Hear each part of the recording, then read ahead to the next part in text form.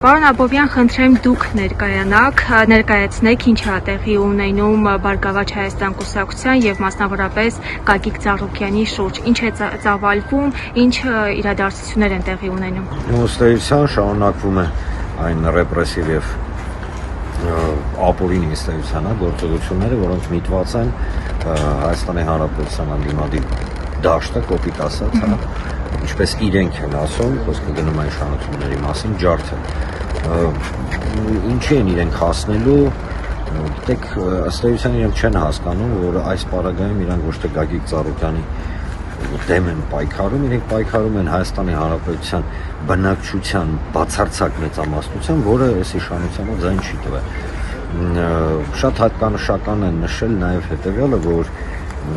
սա տեղի ունեցավ անմիջապես Փաշինյանի այցի օրը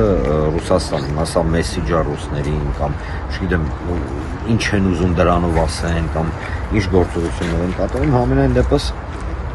անակնկալ չի հաշվի առնելով այս իշխանության հակապետական դրսևորումները։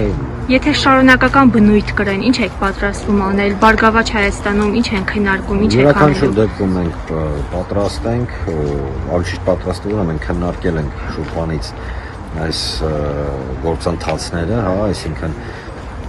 մենք հասկանում ենք, որ իշխանությունը խնդիր ունի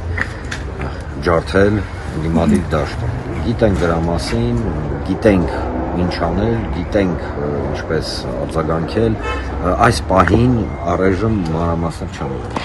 Պարոն Աբովյան, նախընտրական շրջանում մենք տեսանք, որ այս իրավիճակը տեղի էր ունենում առավել շատ Սամվել Կարապետյանի շուրջ։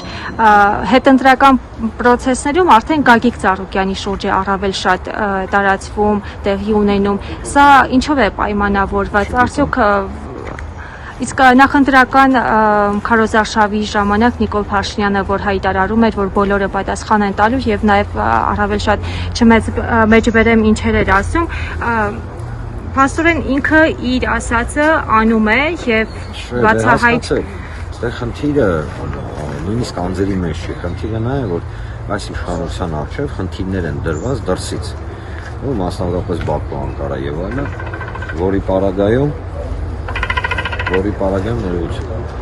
որի պարագայում ունենք մի իրավիճակ, որ իրենք հələ պետք է Հայաստանի Հանրապետության սահմանադրությունը փորձեն ոչնչացնել, հա, ըստ էության 4 հանրապետության կամ այլ կերպ ասած, հա, շատ խորը կասկածներ ունեմ Արևմտյան Ադրբեջանի սահմանադրություն, տարածքների հանձնում եւ այլն, այսինքն ադրբեջանական բոլոր այդ գործընթացները կատարելու համար իրենք կարծում են, որ պետք է ինչ-որ մի ձև ընդդիմությանը, հա, տենց ջարդան, որովհետեւ բայց իրենք չեն հասկանում, այստեղ ընդդիմության հարցը չի։ Այստեղ իրենք ըստ էության պայքարում են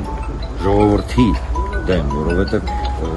խնդիրը նա չի ով ում ընտրել, խնդիրը նա է, որ իրենց չեն ընտրել։ Պարոն Ծառուկյանի հետ այսօր խոսել եք։ Ոչ, այսօր չեմ հասցրել խոսել, առավոտ 7-10-ին իմացա, որ այսպիսի գործընթացներում եւ անմիջապես եկա։